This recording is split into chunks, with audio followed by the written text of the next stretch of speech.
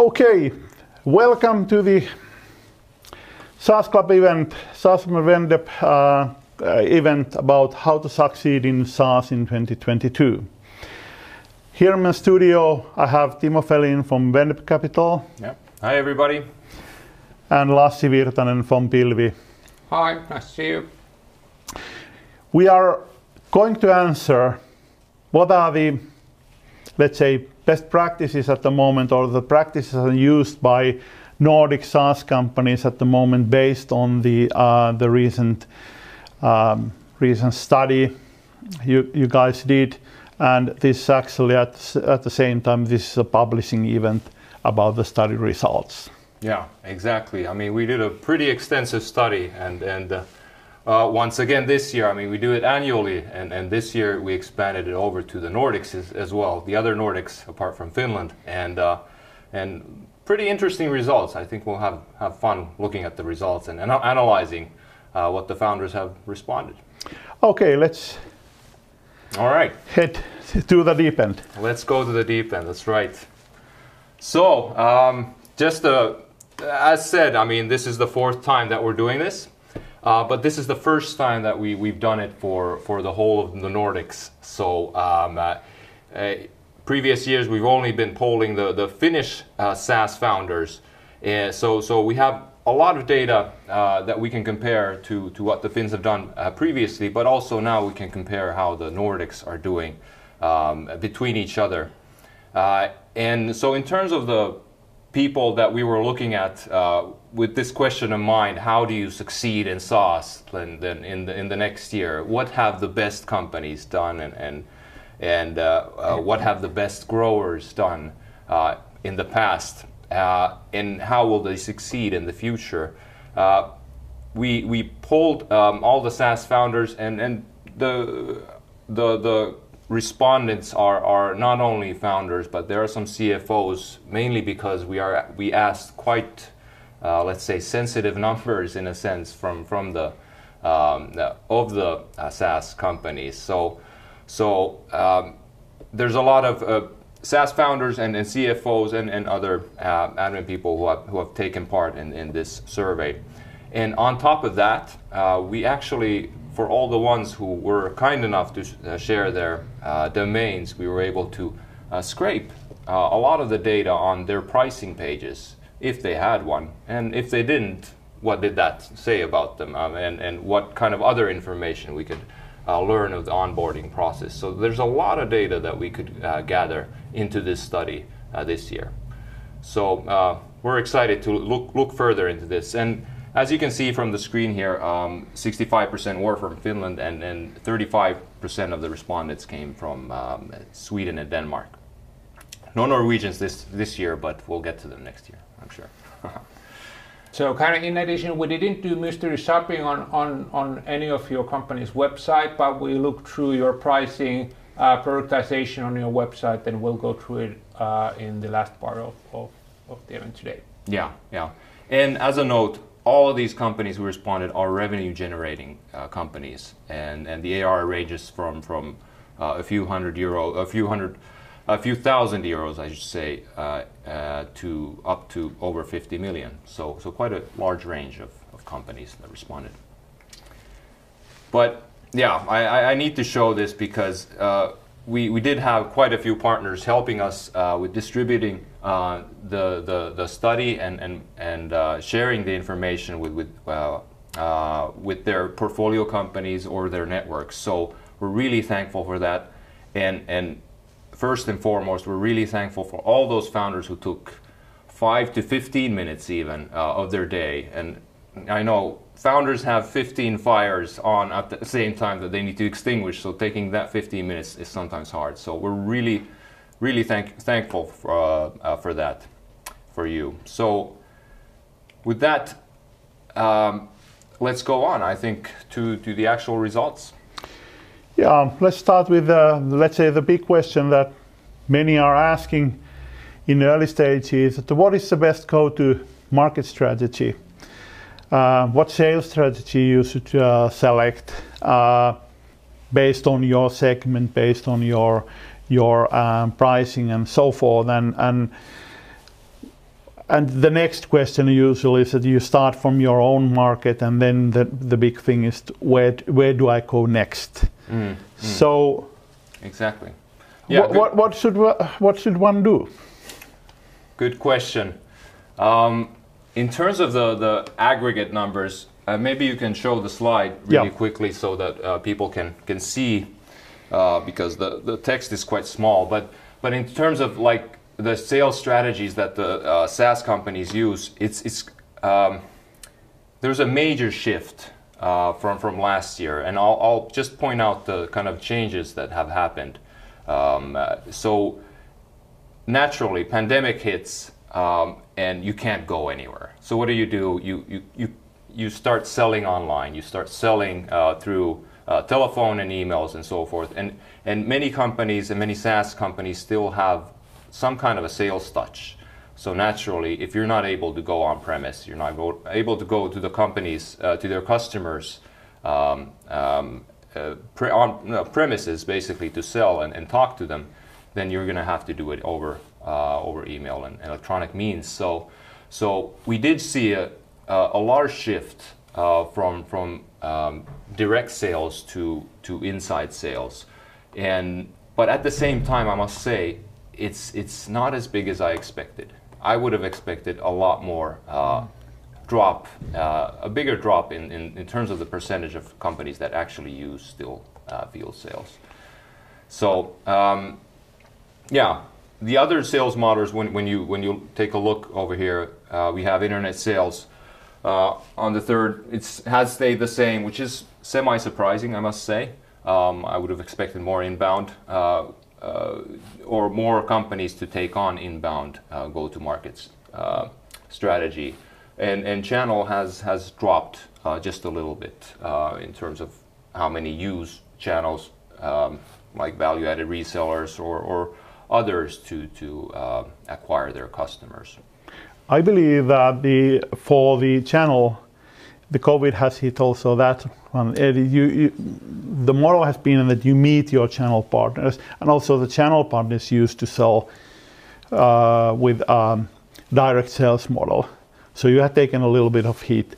Yeah. When it comes to these two, the internet sales is basically more like your pricing strategy based. What's your position, price point on the market? And for higher ticket SaaS, you need to sell, so you cannot switch here to here quickly. Right. Whereas from direct sales to inside sales is something that you just have to do when you cannot go to the customer's office because nobody's there. Yeah, exactly. I mean, there are some customer segments that and some markets that you definitely need that touch in the sales and human touch, because the product is complicated or the customers require it. So definitely, it's not always possible to actually even move over to inbound on those markets. Yeah, I would kind of add into that I would say that the technology has evolved, which means that it's easier to contact those bigger companies as well with inside sales, kind of alongside with COVID. So something needed to be done. New technology, easier to implement to inside sale instead of going towards online sales kind of straight away. So the market cap, what we have now, there 73% in inside sales. I would love to see next year that some of it will fall to the internet sales as well.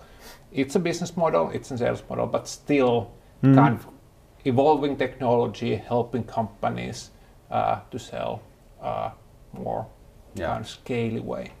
Yeah. And actually what was interesting is that when we were comparing Finnish and Danish and Norwegian SaaS companies, Finnish companies actually have 36% of direct sales. I mean, 36%, a third, use field sales. Whereas for the Swedes and the Danes, it's half, 52%. Yeah. So there's a big difference there. I can only guess why this is so, but maybe it has something to do with the fact of, I mean, you're thinking of these stereotypical views of Finns in, sitting in the back and kind of letting their product do the work and hoping that will drive the customers in. But yeah, I don't know how true those are, but perhaps that's some part of the story. But But it's and what we've seen when we analyze the data is that Finns do use a lot more the kind of online means of selling and acquiring customers, and they're a little bit, I don't know if they're better at it, but at least they're using them more. And we don't have such a lucrative local market. Yeah. And Amen.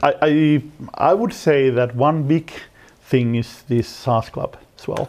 What we have done for the last 5 to 10 years, we have talked about inside sales and internet sales, basically. Yeah. So that could mean that we have taken a little bit of head run. That's true, and actually when we move on to the target markets that companies are expanding into and looking at, you can maybe find some kind of a explanation to why the Finns don't use field sales that much, because they tend to be a little bit more eager to go international right away and not focus so much on the Nordics, as you can see over here, whereas 90% of the Swedish and Danish companies want to target the Nordics, definitely. And this is the actual question was, what are your target markets over the next 2 years? So 90% of the Swedes and Danes believe that they will definitely target the Nordics more than any other market, actually, that's out there. And what's interesting, you see the Asia, for example, South America and stuff like that. So unusual places. Yeah, exactly. And that being said, actually I took a look at the previous year's numbers, and for Asia, the percentage has actually dropped quite significantly. In 2 years ago, it was over 30%.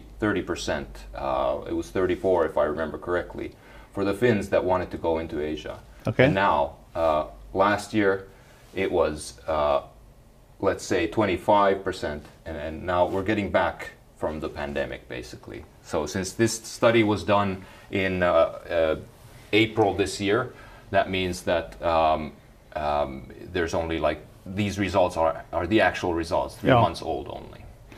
One thing for that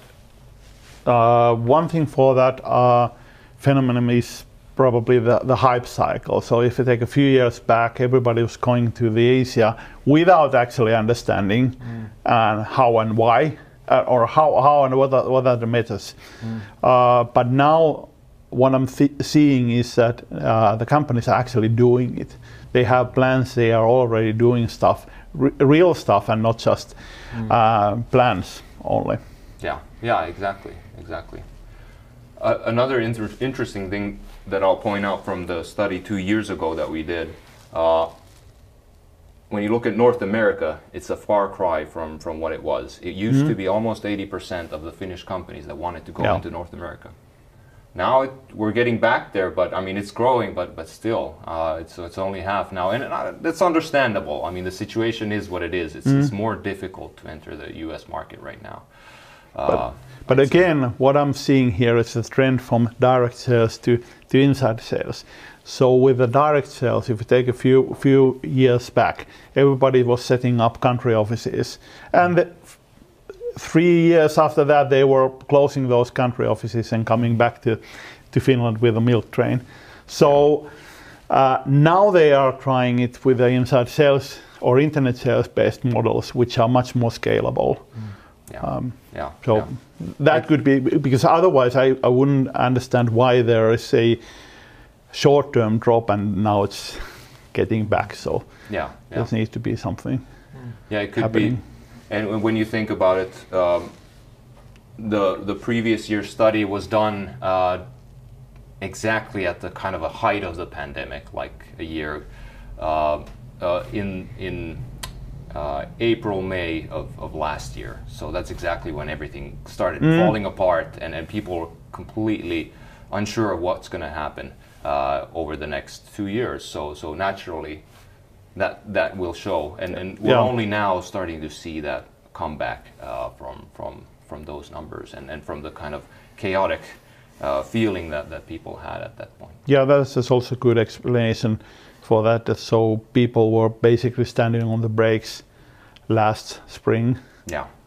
Whereas this spring they already had the plan and they were dusting off those plans and maybe doing it a little bit differently with the much more scalable ways. Exactly.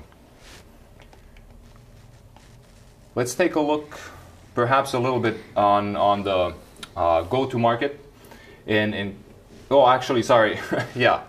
So I wanted to, after each segment, just bring a few things that we can kind of pull out from what we found on this, and on the go-to-market strategies that we just went through. I'd say that when looking at the data, we actually did see quite a few companies that are employing 3 to even 4 go-to-market strategy. I mean, if you're doing field sales, inside, outbound, and channel all together, it's likely that you're going to have a tough time running all of that at the same time and being successful with it. So what I mean by this pick your poison is just clearly that you need to kind of find the way. It's okay to test different go-to-market models. That's completely fine, but kind of try to pick the ones that actually perform and really invest into those. That's the idea. You can obviously have many models when you are really big, but the respondents were not in that phase. Yeah, most of them definitely not. So you should have in the top range, you should probably have 1 or 2, whereas the others should have at least only one active model and maybe trying out something else, testing something, experimenting on the side. But otherwise, I think they are trying to get too many things flying at the same time, meaning that none of those will work. Yeah. And if you're trying to scale something that's not ready yet for scaling, it will lead to a disaster. So that's why you really need to focus and kind of develop something into a maturity where you're ready to scale it then after. You have direct, you have channel, you have inside sales. So you can easily add a couple of dimensions. You add language dimension, you add the channel versus directly to the customer, and then you add whether you do it on the internet or inside sales or direct sales model. So it's not actually that you have 2 or 3. You can have 9 different funnels at the same time. Yeah, exactly. That's there's kind of no one size fits for all. So we can't say to you all that now pick number 1 and go with it because it doesn't work for all of you. But kind of trying to find out these 2 models, few models that works, and focus on those, kind of scaling with that. And remember the Jan's animal model. Yeah. The business model, of course, has to support it. If you sell small, it has to scale. If you sell big, then you can afford to fly people around the world to sell your stuff. Yeah, that's perfectly okay. So you don't have to go to the internet sales if you are selling tens of average monthly fees, 10,000 or 100,000. But if it's 50 euros, then you probably shouldn't leave your office. Even not raise the phone. Exactly. And we're actually going to get into that with the pricing segment with Lassi here. So that'll be interesting to take a look at because there's some learnings from there as well. But the other thing that I wanted to point out here was not being afraid to test out new markets. And what we see quite a bit over as an investor, talking with the companies, is that many consider the home market big enough to grow kind of a significant business for them, and they want to go abroad, but there's enough to do already in the home market, so they don't kind of start. They never start and expanding. They don't ever start growing and exploring new markets. And I think it's a really good idea to test early on. And as soon as you kind of find that you're hitting the product market fit in your home market, then try it out somewhere else and see how it works, because the sooner you do it, the more you learn, and learning is kind of the key to actually scaling. And with it, for example, inside sales model, it's not very expensive. You're probably spending hundreds or thousands of euros, not tens of thousands or hundreds of thousands. Whereas with the direct sales model, it's easily 500,000 per market for testing.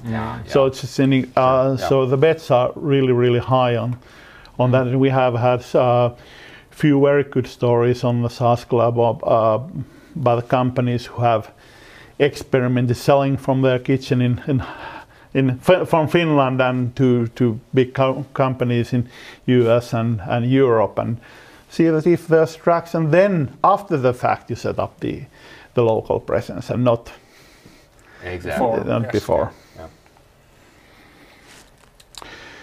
So let's get to the next question. How about funding? How much money should I raise? And is a bootstrapping still a viable option? Yeah, these are good questions there, definitely.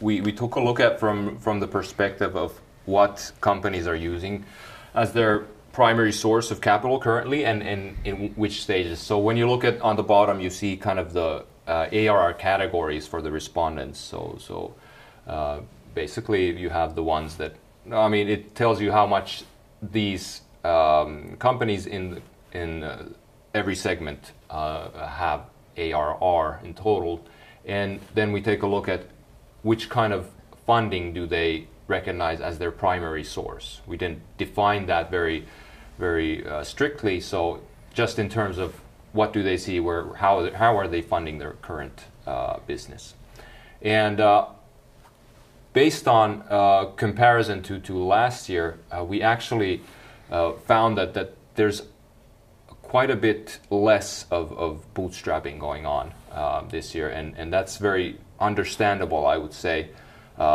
considering the funding environment currently. So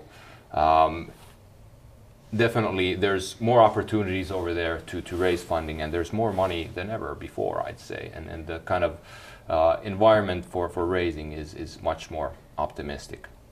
So definitely, if there's money around, then companies have been very wise, I think, to raise that or grab that funding and help them basically secure not only their sort of hit done by Corona, but also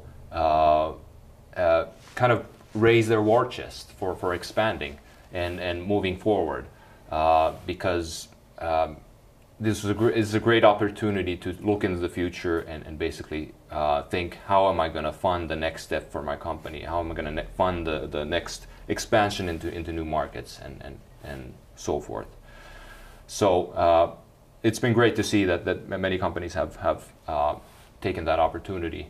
And what you see over here as well is a clear, I'd say that's a very typical, we've seen that throughout all of these years of doing this study, where the venture capital funding is around 1 million or so, makes a lot of sense, and that's really when you've found the product market fit and you've probably been able to find early proof for your go-to-market model as well, that there's traction, you're able to gain customers from new large markets, and that's a really good point to raise funding, and this really shows how many companies in that range have exactly done so.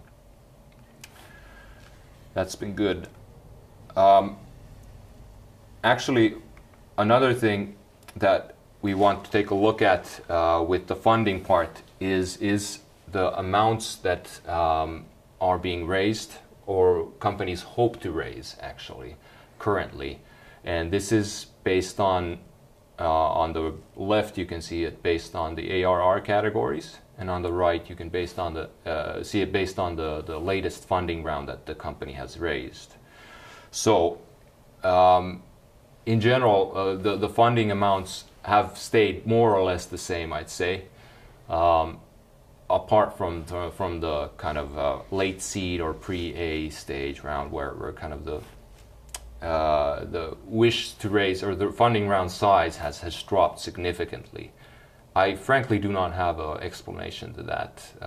I don't know if you guys have some kind of a hypothesis of why this might have happened, but it's really difficult to say why has it been cut in half. But it's an interesting development for sure.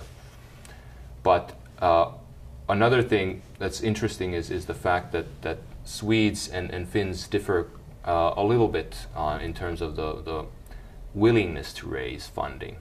So when you look at Swedes, let's say over 2.5 million ARR companies, 80% of them want to raise funding, or say that they will raise funding over the next 12 months. Sorry. And for the Finns, the number is 44%, so half. That's significantly less, and that's an interesting question. Like why is there so much willingness in the other Nordic countries, let's say Sweden and Denmark, to raise more or raise funding at all stages, I should say, apart when compared to the Finns. What's keeping the Finns? Maybe there's enough public funding available, or other sources of funding. We want to play it safe. I would say that's one option. That we don't have the courage to start to scale, because when taking the money from the investor, it of course means that there has to be kind of bigger goals to do with the money, and that's something that the Swedes or the Danes can be kind of way in front of us. They're willing to go there, and we're waiting more to get proof to ourselves that we're ready, and now we can do it. Yeah, maybe the willingness to take risks plays some kind of a role there. I don't know, difficult to say, but that's definitely interesting was interesting to take a look at, and we'll compare these more on the report that we'll share with all of you at the end of the study, and you can go and download and read through it yourselves. But here you have also a good sort of a view in terms of what kind of funding amounts are raised in which stages. So round C plus, basically you're looking at tens of millions, and all the way down to kind of seed rounds in the 1 to 2 million, I'd say, is the usual round there. And this 2 million after seed is, I think it's more of a pre-A round as an A round. A rounds, I think, tend to be more in the range of 5 to 10 million. So just a few takeaways on this. So definitely, since there is more money than ever available, and we're seeing it as an investor. I mean, we're seeing more companies out there and more deal flow for us as such companies to take a look at that we could invest in. And so take this opportunity to make sure that you have enough funding to move forward, but definitely make sure that you raise that funding when you have proven something worthwhile. So if it means that you've proven that you have product market fit, or that you have early traction in with your go-to-market model, or then that you're able to scale new markets, then that's another thing that you might want to raise money for. That when you have proof that you're able to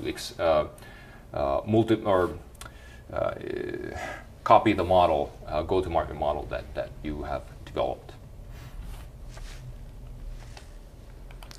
So let's get to the next big question. So metrics.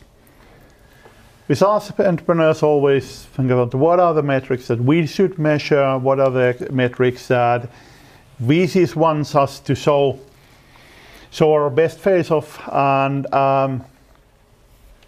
one obvious question is about churn. What is the right amount of churn before you hit the pedal? If you do it too early, obviously you end up burning money, your gas, and you run off with the empty. You run out of the runway too quickly. What should be the gross margin be? How fast should we be growing at this stage?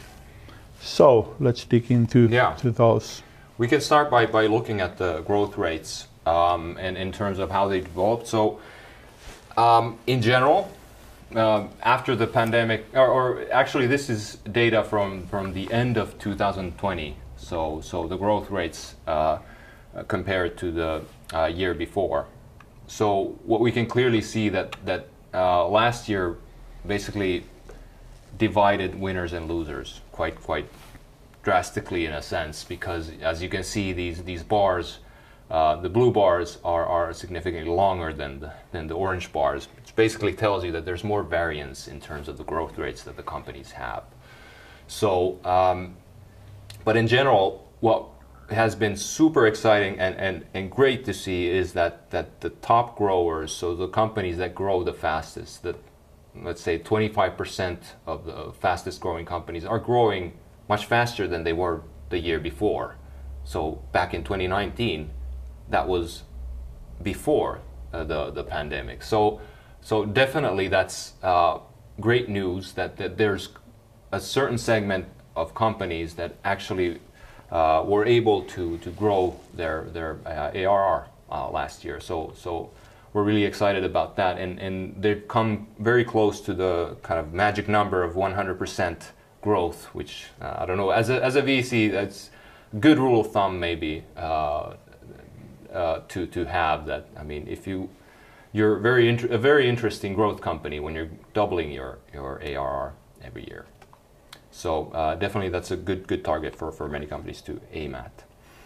So yeah, so this is very interesting sort of data to take a look at and kind of compare yourselves to where you are at with your companies currently. And in terms of the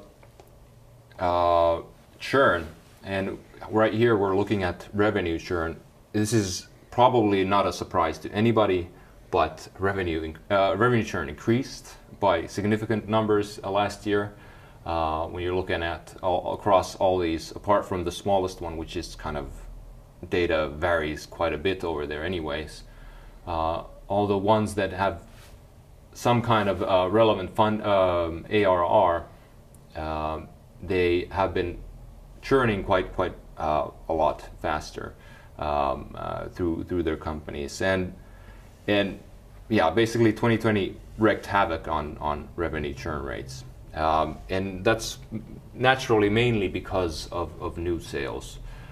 New sales was difficult, and it's just since new sales was difficult, growth really came from doubling down on existing customers. So when we took a look at the top growers and the companies that had the best net revenue retention numbers, so that means that they were growing their existing customer revenues from last year. These companies were the ones that were the winners of last year, that were growing 100% year on year.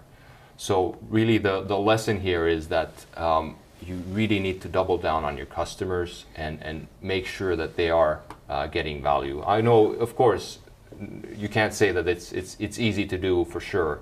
And last year proved that no matter what you did and how good a product you had, if your customers are running out of business, they're not going to pay for your software, that's for sure. That's just how it is. But in general, with regards to churn, I'd still be careful with it, because there's many ways to calculate it, and you see a lot of kind of benchmarks on it, but it's still a lagging indicator.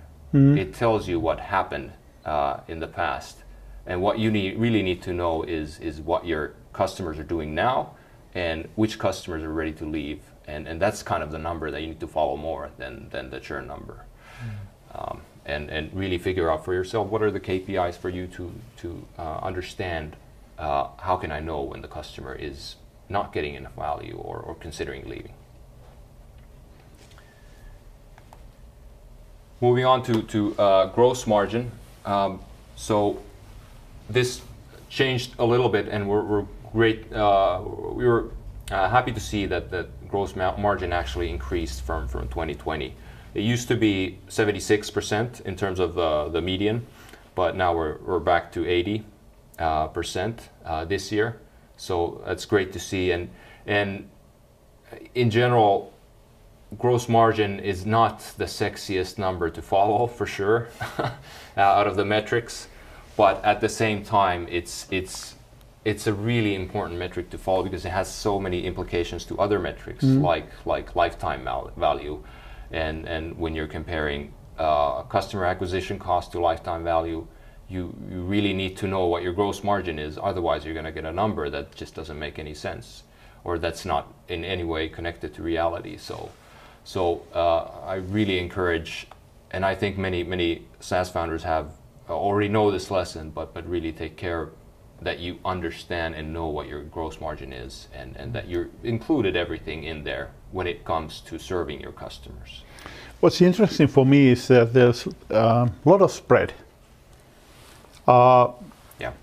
Even though this is very high margin business, really high margin business, but if you look at the tail of the graph, there's a ton of companies who don't have a higher, maybe have less than 20% of the gross margin, meaning that in their model they have some costs like hosting costs or AWS, Azure, whatever.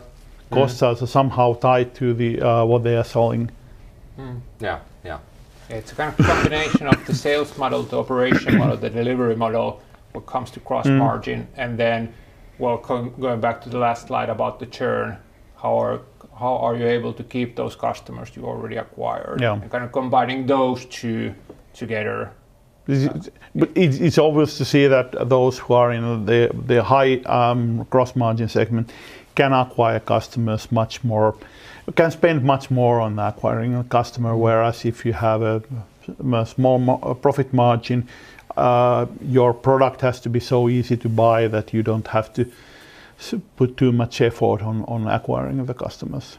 Yeah, exactly. It's kind of a commodity market where you need to make sure that you're keep your prices in check and with the competition there.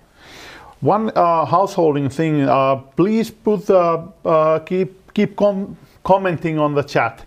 We'll come back to those later, but we try to run through the most of the stuff early on. So those who are busy wanting to leave early can do so, and those who want to have a little bit more insight and discussion on it can stay a bit longer. Yeah, exactly.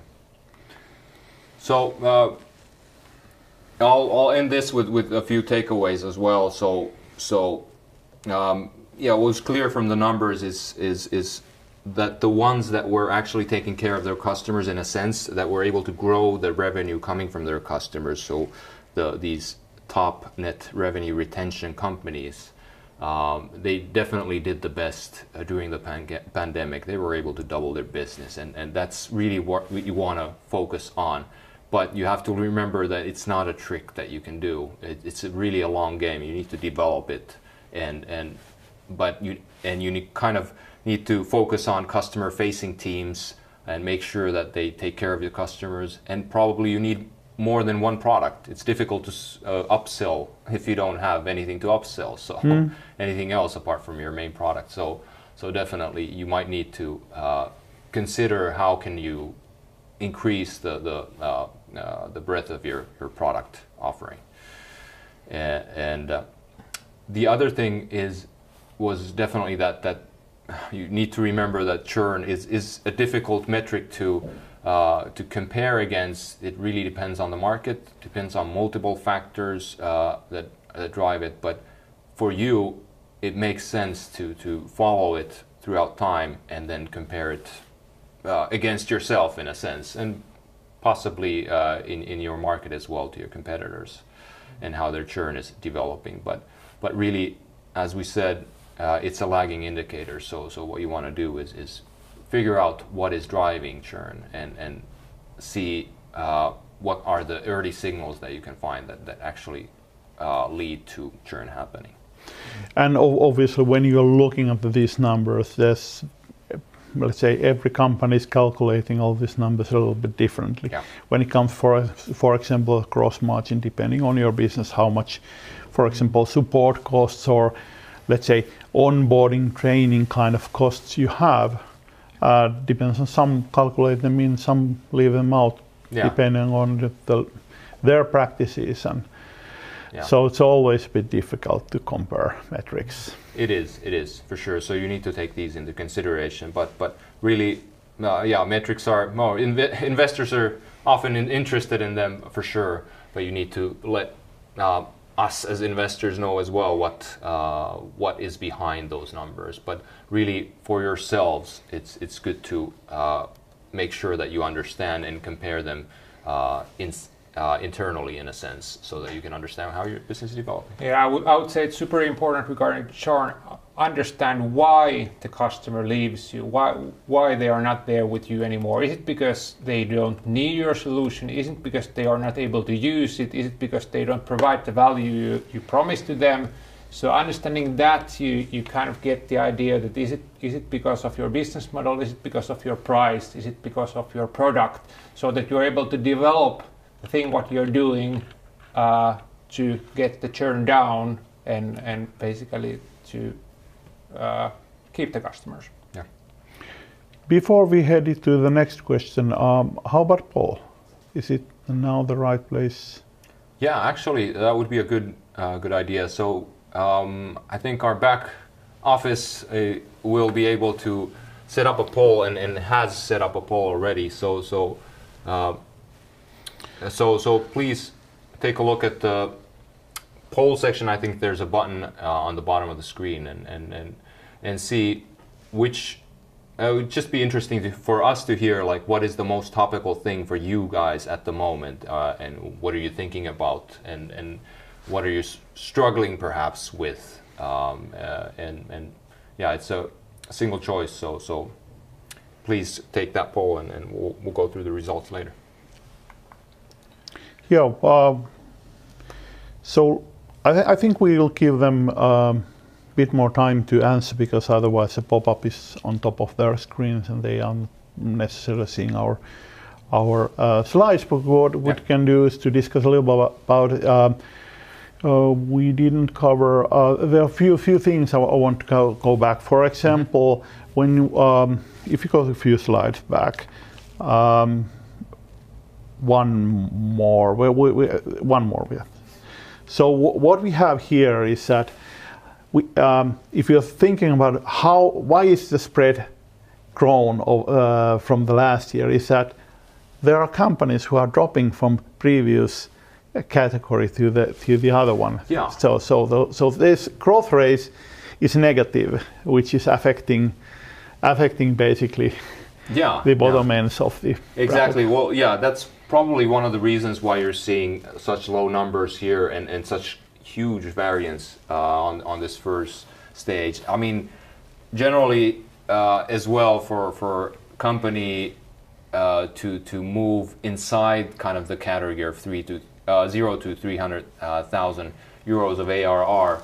If you last year had 1,000 euros of ARR and then next year you have 200,000, then I mean your growth rate's going to be massive. And it's kind of not comparable when you're going for small numbers. So that kind of affects it as well. But one thing is that, as Antti mentioned, is that many companies, or not many, but a few companies actually were really hit by the pandemic last year. And they actually dropped from the larger ARR segment to the smaller one. And that kind of cost as well, where you're the fact that for the bottom quartile, you actually have growth rates that are close to zero. Yeah.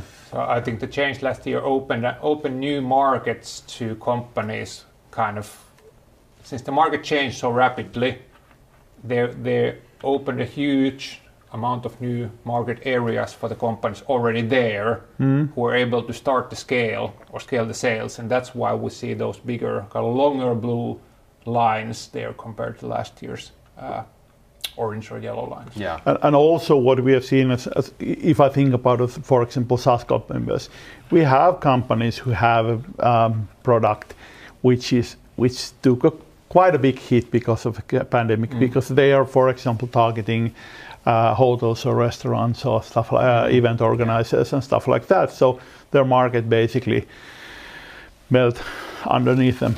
Yeah, exactly. And we had those companies in our portfolio as well that really were struggling hard with the travel segment, for instance, but are bouncing back right now. So we're going to see those numbers improve significantly, I think, next year for sure. Yeah, that technology in these kind of situations usually one of the things that when those markets are getting back on their feet, this is something that they will probably invest. So if they can survive, they will probably make a very good growth in the coming years. Exactly. So here we have the results.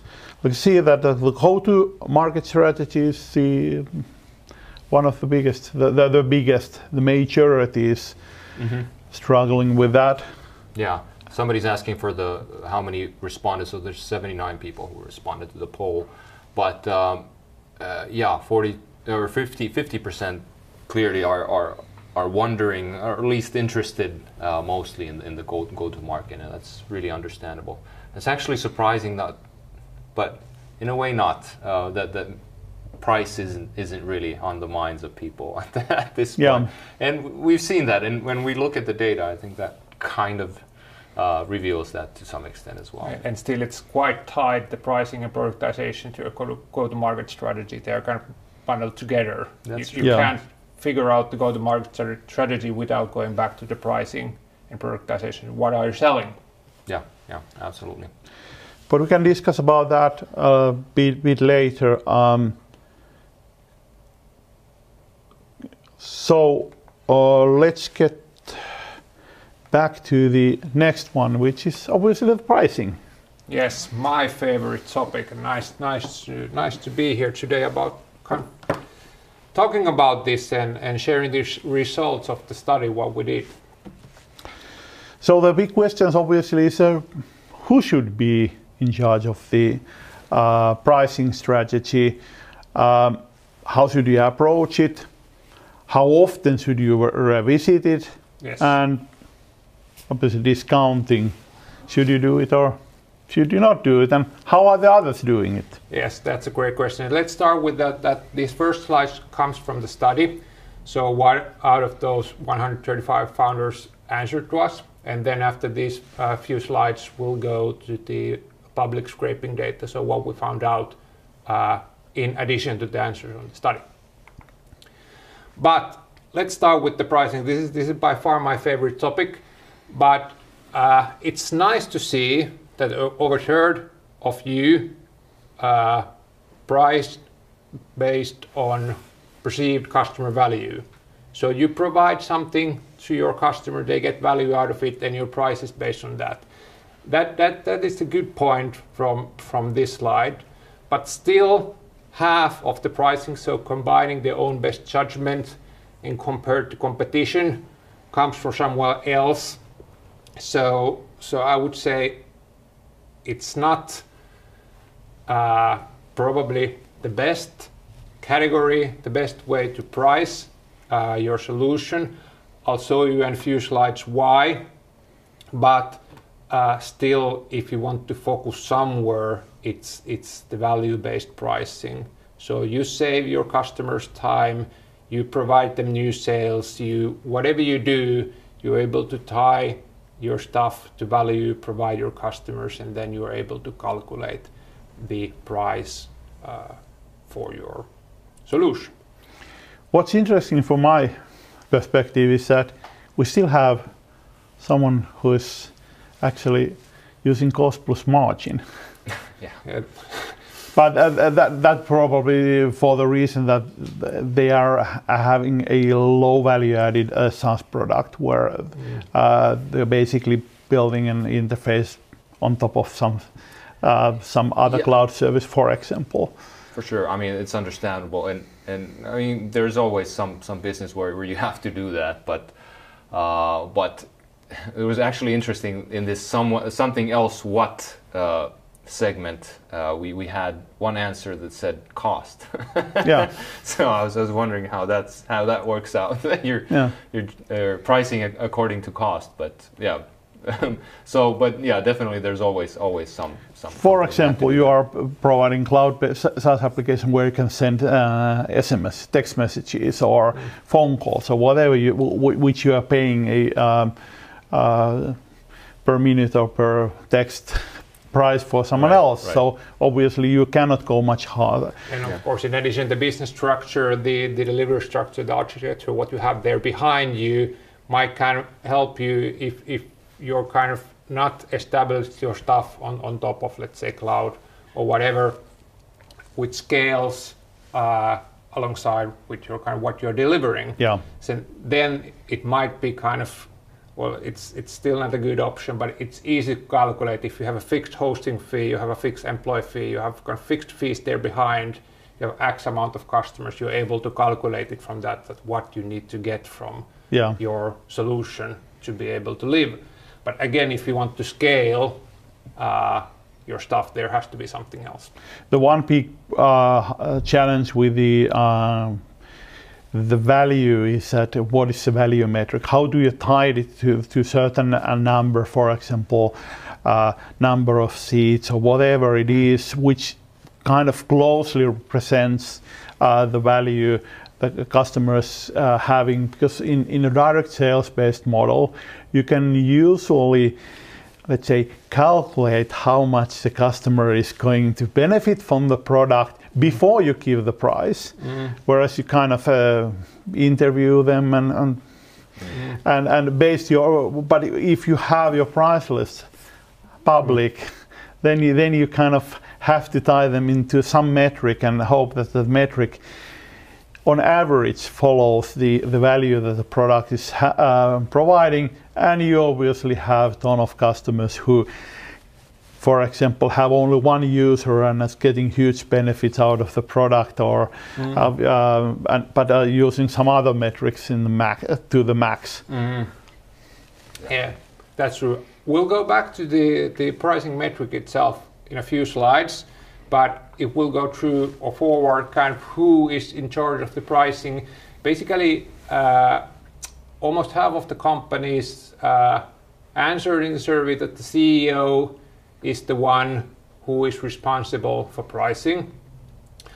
That's kind of, I think it's fair for the companies kind of not in the biggest AR category, so where we have those 1 million to 2.5 million, probably they are already something else than just the CEO, but those companies below 1 million AR, probably there's not just that many people in the company, so it makes sense that it's the CEO. But then the pricing committee, so basically, if we again go back to the value, what we are providing to the customer, we have to understand we have to understand the product itself, what's the value, so the product team developing the product, what's the value we're providing for our customers. Again, marketing, how do we say it to our customers, what do we provide, and then again, the sales, how do we approach, who do we approach, and then we decide kind of all together, how do we tie, what's the right price for the solution, what we're doing. It's not an easy task, I would say. There's no only price, but that's, again, from the graphs, nice to see that 3/4 of those who answered the survey say that they kind of check the pricing, they evaluate the pricing at least once a year. I would say the good rule of thumb is to do it 2 to 4 times a year. So you don't have to always update the pricing, but check that are you still kind of in level with the value what you're providing to your customers. And again, of course, you have to understand the market as well. Are there new competitors? Are there any changes in the market so that you should do something? And of course, in SaaS kind of business where most of your costs are fixed, it's really difficult to set up pricing, whereas it's highly scalable. It depends on your end. How many customers do you have? If you have double, your costs are not necessarily double. They might be only 10% up from the if you remove the customer acquisition costs out of the equation. So it's really difficult to find the right price. Whereas if we are in a cost-based pricing world, in a physical stuff world, you usually have quite a good limitation of how can you price, and your competitors have that too. That's true. And it doesn't mean that you have to change your pricing when you check it kind of 1 to 4 times a year. You don't have to change it.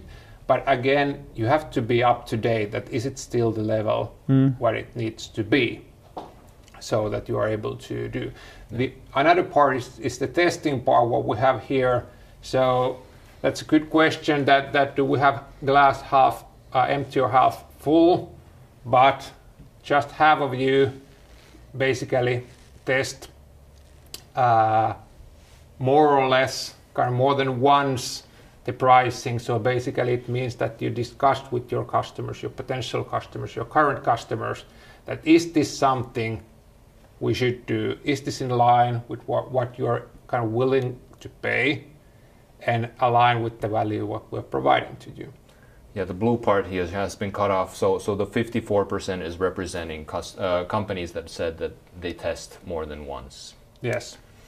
So I would say that is a good approach. And there's always the third question that should I change when I update my pricing? Should I change the pricing for my current customers as well? But there's no one kind of answer to that. It depends. I would say it's not necessary to start by updating all of your customers' pricing to the current pricing, but still, it's a good question. One thing that maybe we can ask next year is that how has the pricing changed? Because what I'm seeing as a customer of many SaaS services is that the pricing is actually going up. SaaS companies don't need to discount the products or sell them with a price ahead anymore, and they can raise prices or remove the lowest tiers of the pricing page. And what makes it difficult to see it from outside is the grandfathering, whereas the existing customers are not included in the price upgrade or price raise. So yeah, that's true. Nothing to add. Yeah, that would be really interesting. But let's ask that question from you.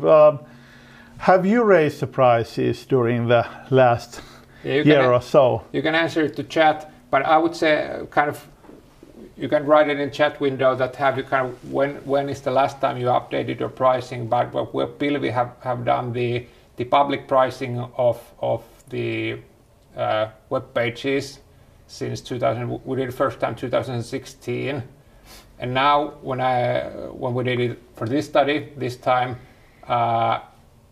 we still found companies with the same plans and the same pricing, and it's still 5 years. I know one. So I would say you should update at least every 5 years, but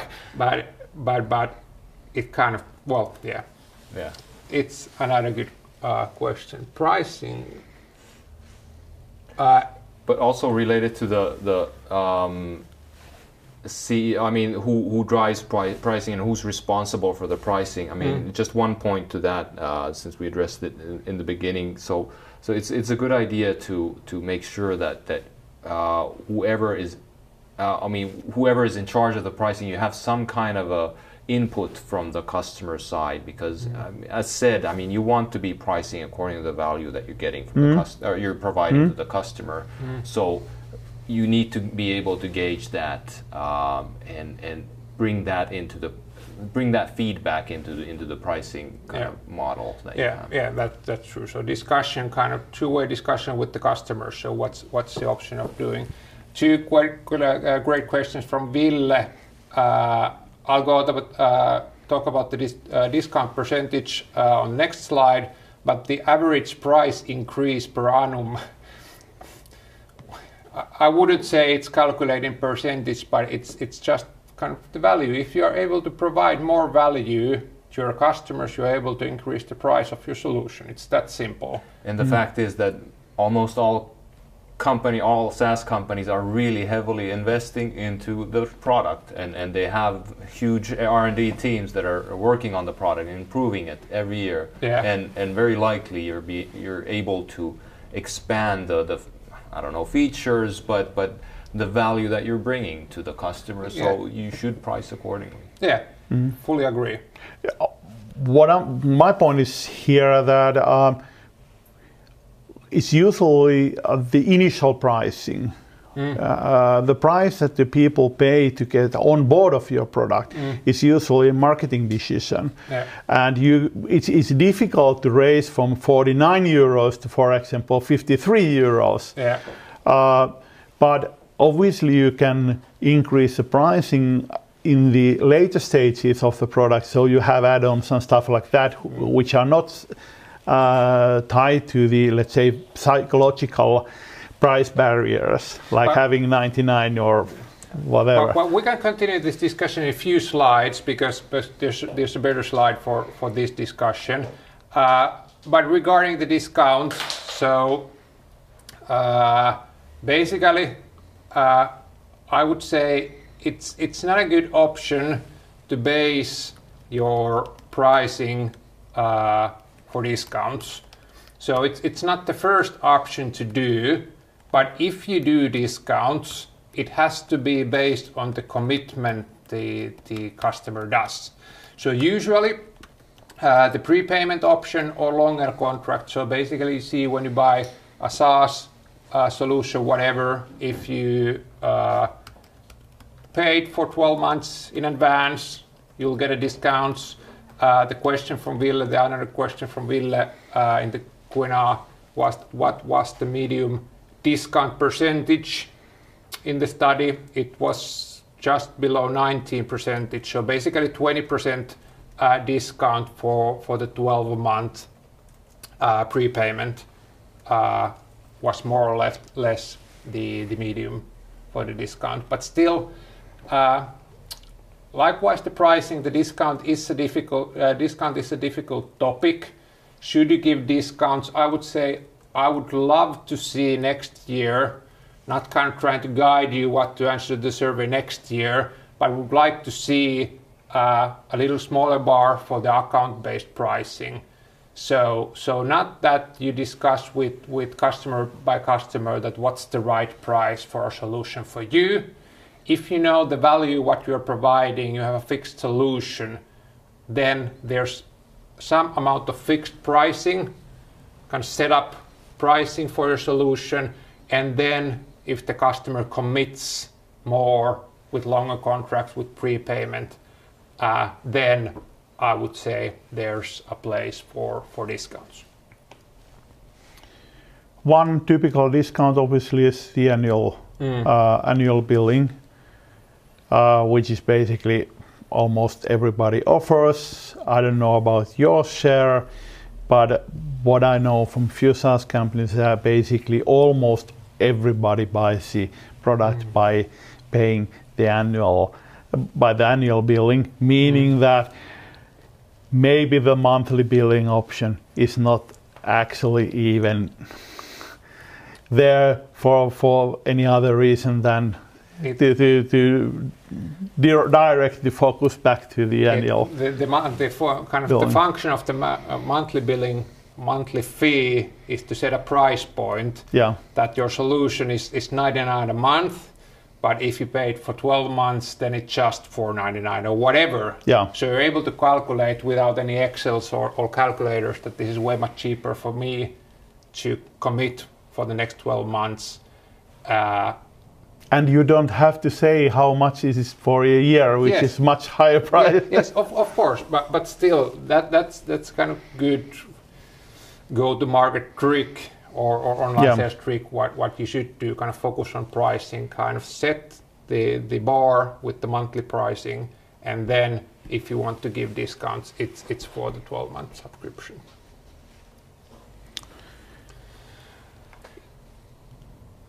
If we'll move on, you didn't have anything to add? Just perhaps a little bit on the pricing part. A few questions you want to answer. Yeah, you can look through the questions at the same time. So regarding discounts, I mean, there have been some studies done on what's the effect of discounting on a SaaS business, and generally they've always been such that the result is that don't do discounts in essence, because you're kind of devaluing your brand at the same time. You're kind of there's a possibility that you rake in customers that churn fast. And if you're bringing in customers that churn fast, you're essentially never getting your money back in terms of onboarding them or serving them, and so from that, so they basically never become profitable. So you really don't want to end up in that situation where you're doing a lot of work and discounting a lot of your product and bringing in all kinds of customers that you have to serve and kind of it's bogging you down. It's stopping you from actually scaling and being. But if you look at the two bars, the second and third from the left, discount on longer contracts. I would say they're usually kind of tied. Still, longer contract means that you commit to 12 months, and then in addition you pay. What I'm thinking here is that it's 3 years or even 5-year contracts. Whereas a discount on prepayment is basically, or they can be a little bit mixed, because the norm is the annual pricing with 12 months ahead. So that's basically the norm. Let's say that's the base price, and the higher monthly based price is actually there to trick you into the annual billing, because you don't want to say this is 1,000 euros per year. You want to say it's 99 euros per month. So there's Ville's last question. Tuomas' question will go on the next slide or slide after that. But Ville's question about the kind of prepayment for the 12-month, I would say yes. You'll give the discount if you get the money beforehand. There's no kind of reason to give the discount. The commitment for longer period without getting the money beforehand, there's no kind of commitment, I would say. It's easy for the customer to leave despite the commitment. Well, if we'll move on, the kind of takeaways for the pricing, again, we've said this a few times already, but you have to, or you should align your pricing with the customer value, and which means that you are providing something to your customer, it eases up their life, it saves money from them, and your pricing is based on that. So that you basically understand your customers and what they're using the solution to. The pricing, testing, reviewing, I would say good practice is to do it minimum once a year. I would say twice a year is a good option as well. You don't have to do it quarterly if you don't want to, but still there should be some process in updating or reviewing the pricing that it's still what it should be. And test it. Test it. So basically, when you review your customers, you understand the market situation, you understand your customers as well. So you have to discuss with your customers and understand to what they use your solution and what do they get by using your solution. So one practical challenge, what I can think of the many in the audience having, that you don't have enough data, you don't onboard or get enough customers per month or even half a year to actually test, or even don't get as many leads or product qualified leads to test which kind of price level works best for you, meaning that it's really difficult to do, especially if you are in the sales-based models. It's easier to do it on the online-based models, where you can direct some customers from your ad campaign to another pricing page and some to another, and see what's the conversion rate. But in the sales-based models, it's usually really difficult to do it in practice. Of course, key to remember that there's no pre-revenue companies in this survey. So if you have revenue, you have customers, you're always able to call, you're always to talk with your customers to ask, how does this work for you? What should, not kind of product development wise, but business wise, does this work for you? Are we able to bring you the value promised to you? And what should we do to make it better?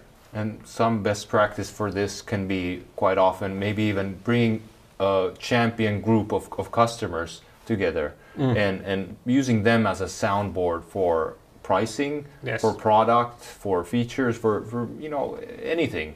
And basically, quite often, if you really have customers that love your product, are getting value out of it, they'll be happy to discuss it.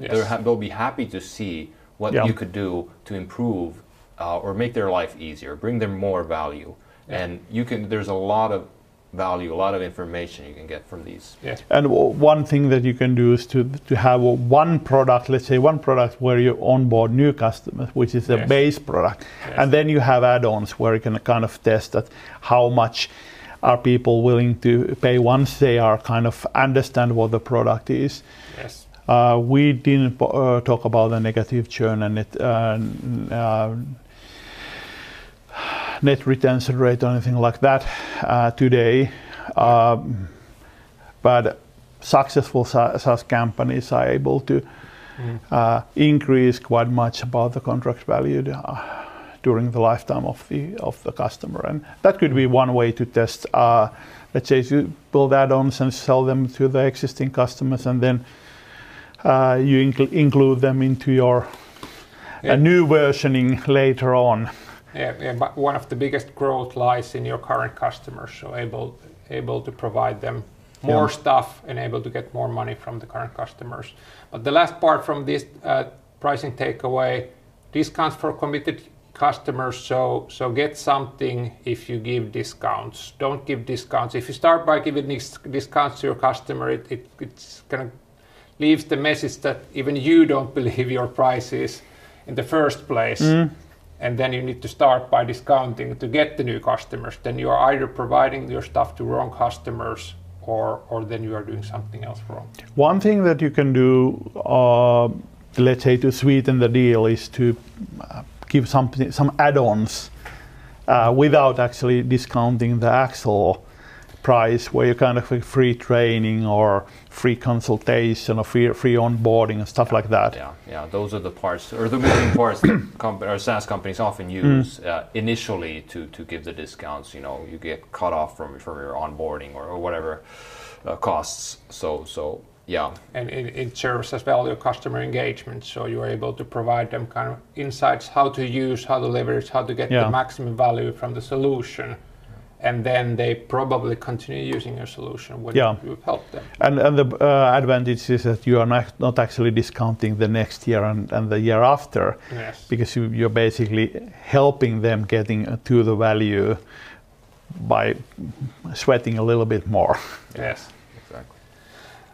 Let's go to the last part. So the public pricing. So as said, we went through 116 companies, their web pages.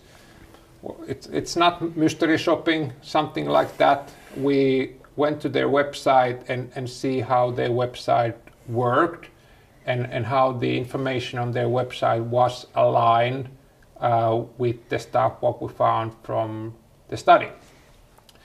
So a few good questions we'll go through. Should the pricing be transparent? That's something that I hear so often from the club members. Should we have a public pricing? And I see that some of the advisors, or let's say influencers in the market, are saying that of course you should have. And what I'm seeing is that there's no yes or no answer, it depends, and maybe you can answer that how it depends today. And the other thing is, how many plans should I have? And let's get to how customers see it, because they see on the different web pages. Yeah, I would say it's a good question. Let's start with the one we're all waiting for. So how many of you have published prices on the website? So almost half of you.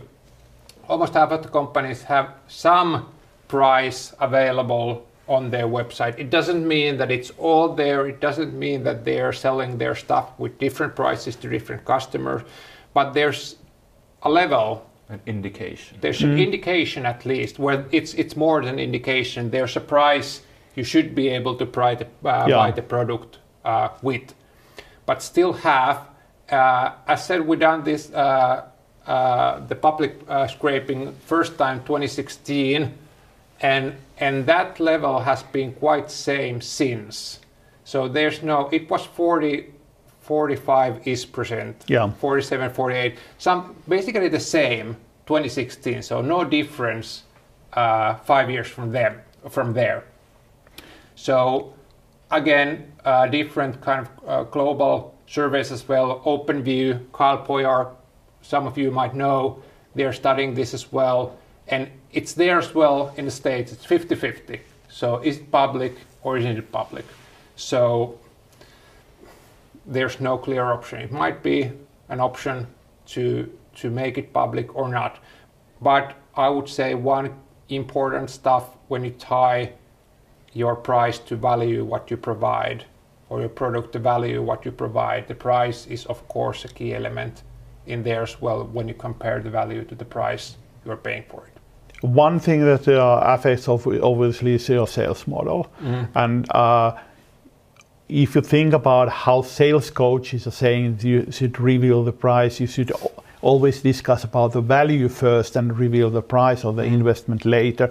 Because if you show the price too early, it will anchor or create the price expectations in the wrong way, and usually it starts from a price and not from the value.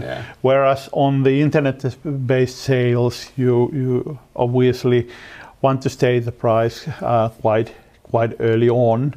Although I have seen good examples where there have been a long funnel where you kind of buy online, but the actual price is revealed only after you have seen a few webinars and gone through the different sales pages and so forth. So again, people are trying to get you to understand the value of what you are getting first before they are revealing the price. But it depends. And what I'm thinking here is because the split hasn't changed during the last 5 years, it's probably because of the sales models. About half of the companies who are selling directly or through inside sales, and about the half were doing it online or let's say inbound driven inside sales. I would say, coming back to the Christopher Jans, are you hunting mice or elephants picture? So are you selling small or big? And basically, if you are in the field that you are selling small, so cheap stuff, and you are not leveraging the online sales possibility, you are doing something wrong, and the business model is super tricky to make it work. With that.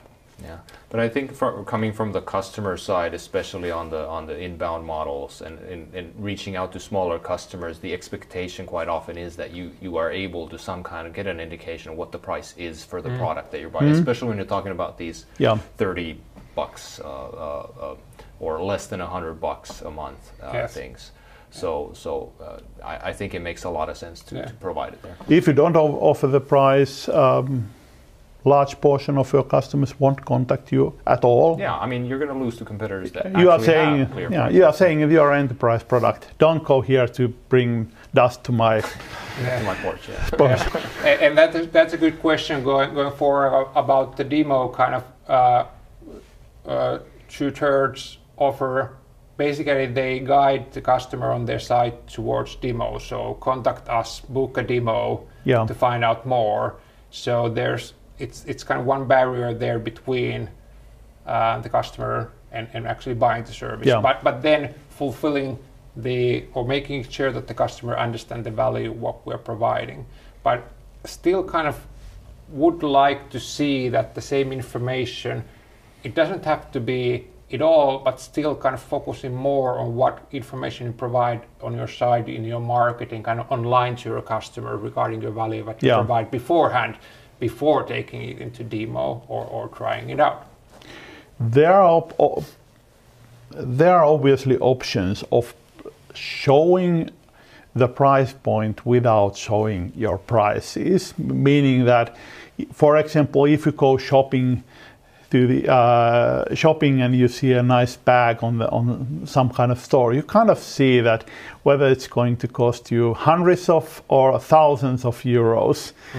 If you go to the Louis Vuitton shop, you can see from how it's presented that, okay, this is going to cost a lot. Yeah.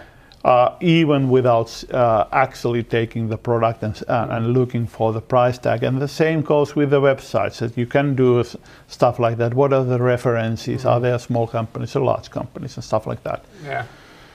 The customer specific call to action is a minor detail here, but basically just a few of the surveyed companies kind of used the option of guiding the customers forward with kind of a specified call to action. So something else than sign up here or contact us, kind of start doing something with this, start making it better. Start managing your construction site or something like that. So kind of making it clear the value proposition of what we are doing. And with this, through this button, you're able to kind of start helping yourself kind of immediately. Yeah. So basically, they are inviting you to solve your problem and not to buy the product. Correct. That's correct. Then there was one question regarding the value metric of the pricing and what we can say that usage drives growth. That's kind of one of the biggest thing what we find out comparing all the companies in the survey to high performers, so those who are growing their ARR fastest, that here we see the numbers from all of the companies in the survey. So basically, what is your pricing based on? Here we have 1/3, the biggest category, which is nice, it's based more or less on usage.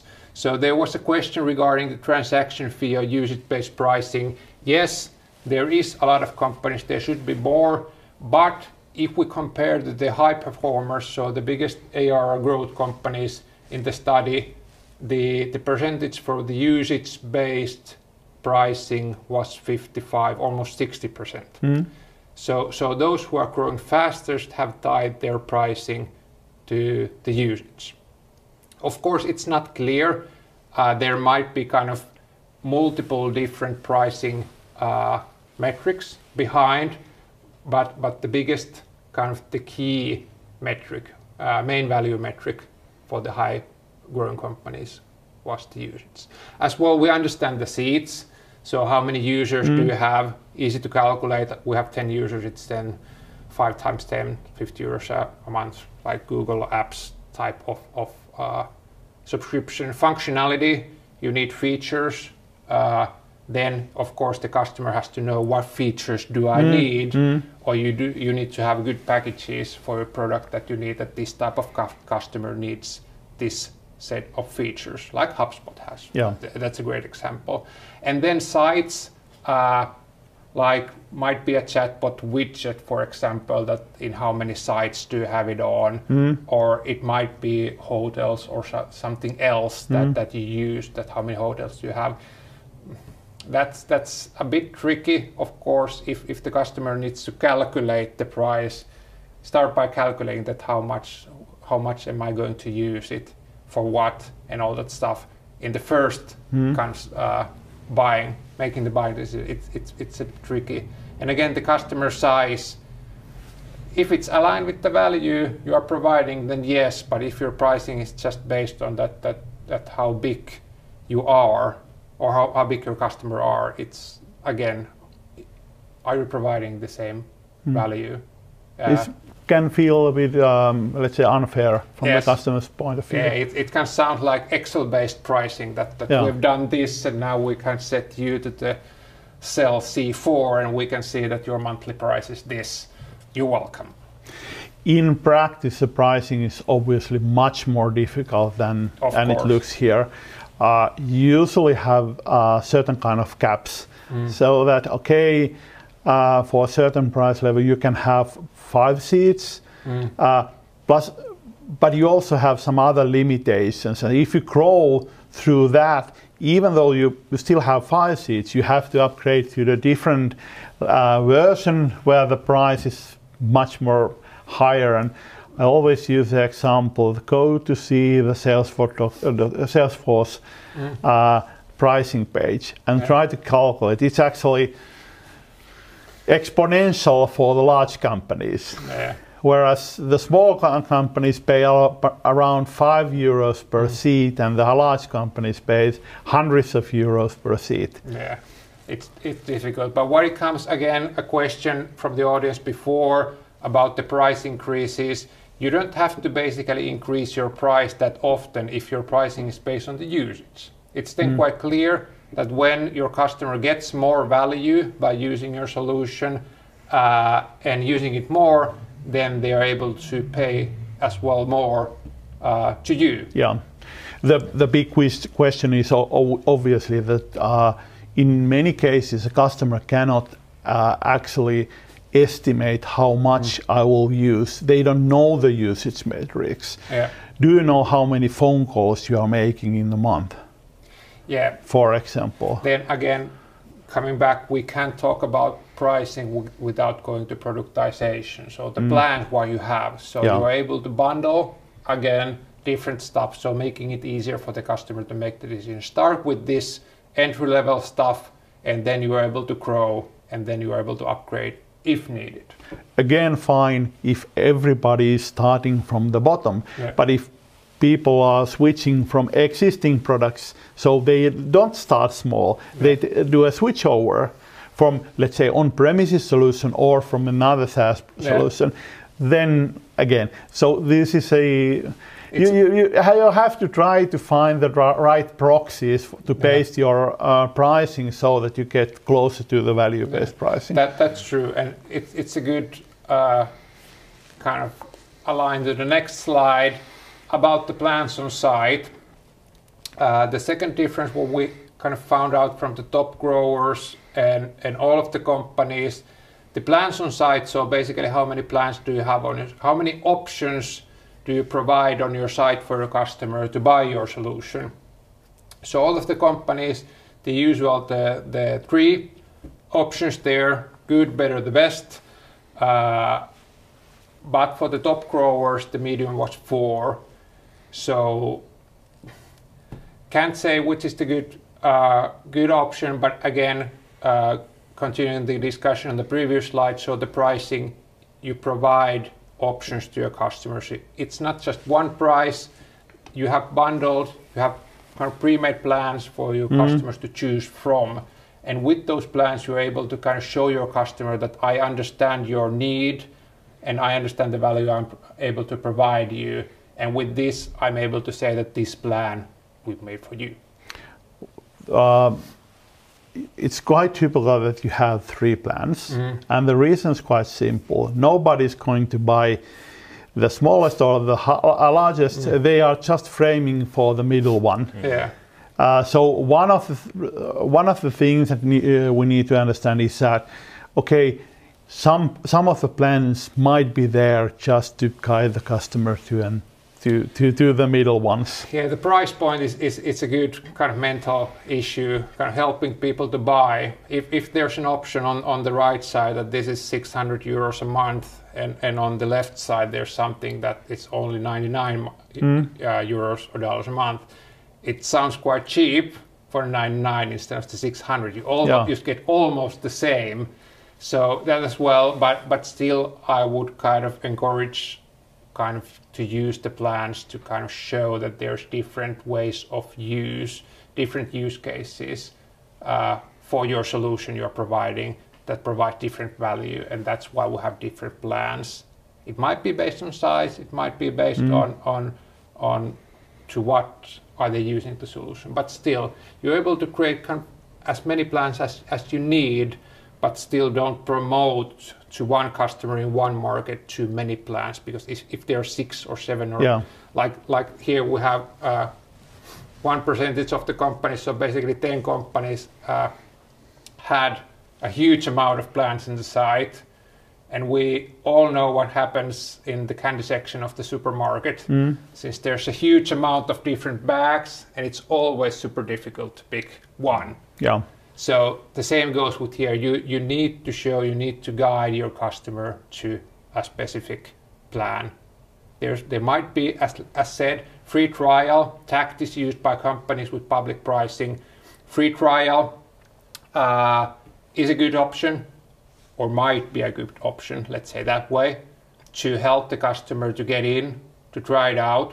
Like Calendly, if you have used it, it's a great kind of tool. They provide free trial with kind of time-limited trial. You're able to use it, you're able to get it in use, and then when you are actually using it, you understand the value what you're having. It's easy to continue with that.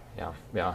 And actually, when looking deeper into the data, there's 47% of companies that are targeting the small and very small customer segment. Only 47% have some kind of a possibility to try before you buy, and I think that's an alarmingly small number. For the small exactly. Because segment.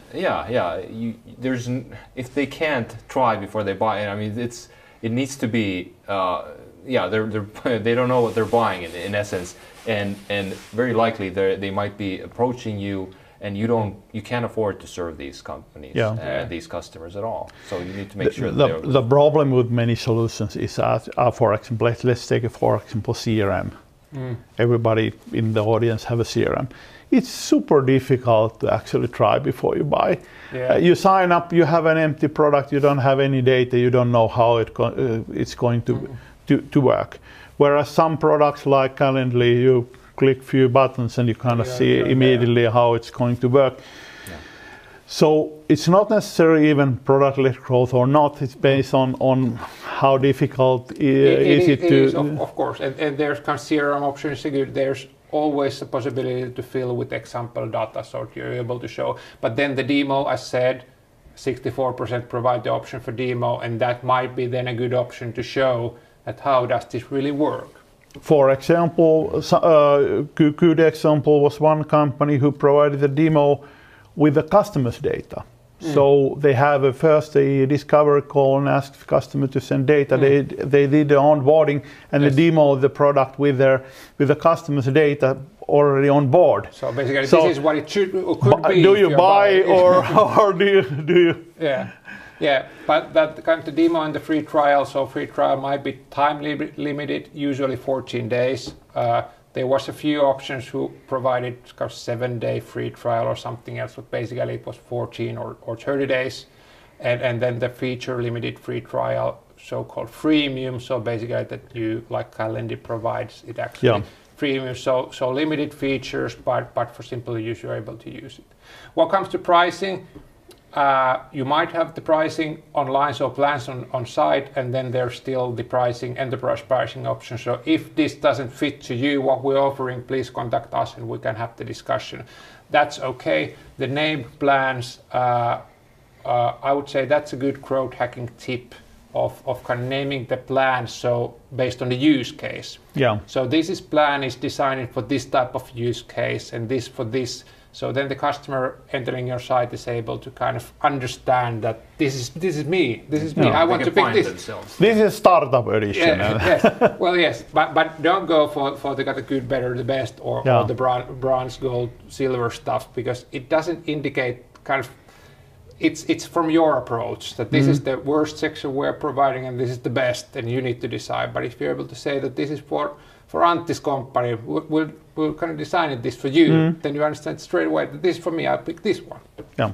And then the preferred plan indicated, as said, almost, well not almost, just a third of the companies provide help the customer to select that this is the most commonly used bought version from our side. Kind of eases up to make the decision. That should be always done. Yes, that should be always done. Yeah. 100% next year. Yeah. And then the last part, the annual discounts. So 31% of the companies, so again 1/3, provide the annual discounts on their website. I'm a little bit surprised because, let's say, 100% of the SaaS products that I purchase provide that option. Yeah, 100%. It should be there. Kind of, those are all free options there on the lower right corner on the slides. So easy to use, easy to try. There might be discounts, but again, you have to remember that this is the data what we scraped from their website. Yeah. So it just wasn't promoted there if there is a possibility for discount. So key takeaways, what we want to remember. Half of the companies uses public pricing. I would say it's a good kind of discussion to have that. Does it provide value to you? Is it something you should do? And again, if you're hunting the mices, small companies with small monthly fees, I would say if you are not there, you might close your door in the first place. It's not that black and white, but still you have to understand the business possibilities. Top performers rely on usage-based pricing. That was way clear from the data that those who are growing the fastest have their pricing based on usage. So I would say that's a good option for everyone to think. Yeah. Something to consider at least. Yeah, good. Whether it's possible. Yeah, and online sales and free trial goes hand in hand. So if you're providing your solution online, it should be the free trial option there as well. Absolutely. I think that was the last slide from my part. Yeah, so I mean, definitely here you can see the link where you can find the actual report. We'll provide a PDF version later on, and you can find that from the same page as well. So please go ahead and you can see additional data there as well that we didn't bring on to this, just to make this not so long in essence. So, but definitely go ahead and see the data for yourself and do submit questions if there are some that you'd like to get a clarification on or anything like that. You can direct them directly at me into my email. You can find that on our site as well. You will find the link from the chat if you want to go to see the report. This was a SaaS Club event. If you are new to the SaaS Club is a part of Finnish Software and E-Business Association. We arrange meetings like this about monthly, collect the Finnish SaaS scheme, and have done so. Finnish SaaS scheme together and have done so for over 10 years now, and hopefully later this year we'll also have networking events, although I believe that most of the content is available also online or done online, because this seems to be the preferred method. But we all want to meet each other and share our thoughts and share tips and ask questions from each other. So physical events are also coming back. But if you want to join, please go to the ohjelmiston ebusiness.fi and join the OEB, and you will be automatically a member of SaaS Club as well. Thank you for all, and please remember to fill the feedback form. It's only one question. Was this worth your time? Thank you, and bye-bye. Thank you. Bye.